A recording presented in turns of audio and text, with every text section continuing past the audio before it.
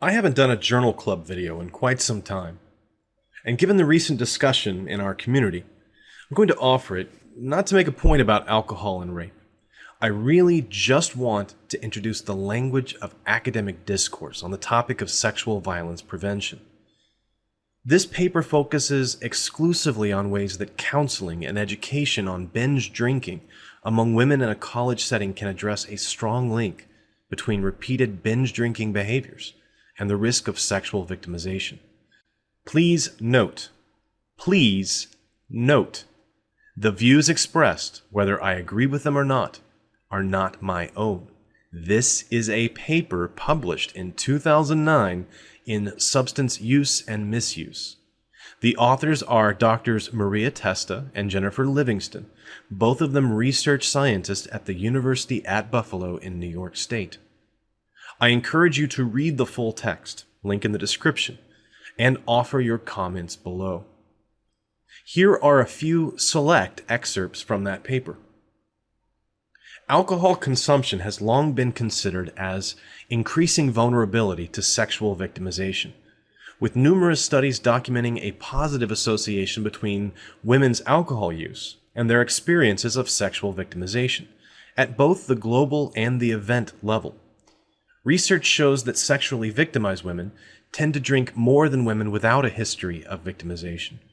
Moreover, a substantial proportion of sexual assaults occur when the victim has been drinking, and incidents of victimization are disproportionately likely to occur on drinking days as opposed to non-drinking days. These findings raise the intriguing question: can the incidence of sexual victimization be reduced by reducing women's drinking? Because alcohol use is amenable to change, prevention efforts that focus on reducing women's drinking may be a promising means of reducing sexual victimization. We do not mean to suggest that women who consume alcohol are responsible for their own victimization. Few would dispute that it is the perpetrator, nearly always male, who is responsible for sexual victimization, and that it is imperative that prevention efforts target male perpetration. Nonetheless, without in any way blaming the victim, it is also responsible to help women to reduce their risk of sexual victimization by altering the behaviors that increase their vulnerability. Sexual victimization is a heterogeneous phenomenon that may encompass verbally coerced intercourse from an intimate, incapacitated rape at a fraternity party, or violent rape by an acquaintance or a date.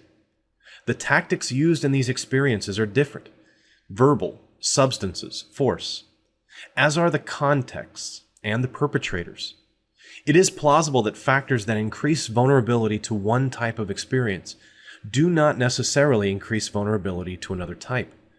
For example, 2 studies of college students found that women's drinking was associated with experiencing alcohol consumption-related sexual victimization, as would be expected, but not with experiencing sexual victimization resulting from force or verbal coercion. As best as we can determine from these studies, it appears that most incidents of incapacitated rape follow voluntary consumption of large amounts of alcohol, as opposed to deliberate intoxication of the woman by the perpetrator.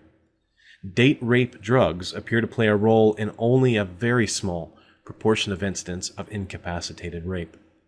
Thus, efforts to prevent sexual assault should focus on reducing women's voluntary heavy consumption of alcohol. Rape prevention efforts targeting women's behavior have been criticized as unfairly requiring women as potential victims to alter their behavior and restrict their freedom in exchange for their safety. Although the goal of the approach we advocate is to alter women's behavior, it seems difficult to argue that preventing women from drinking to the point of incapacitation restricts their freedom or involves a loss. On the contrary, it offers many additional benefits. Advocating drinking reduction for women as a way of reducing their vulnerability to rape implies neither that women are to blame for their own victimization, nor that prevention directed toward male perpetrators is unnecessary. College drinking reduction programs have most commonly been directed toward women and men, and this two-pronged approach, targeting both victim and perpetrator drinking, may prove especially effective in reducing sexual victimization.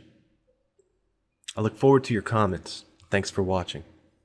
Every cell of each plant and animal contains genetic information coded onto the DNA molecules.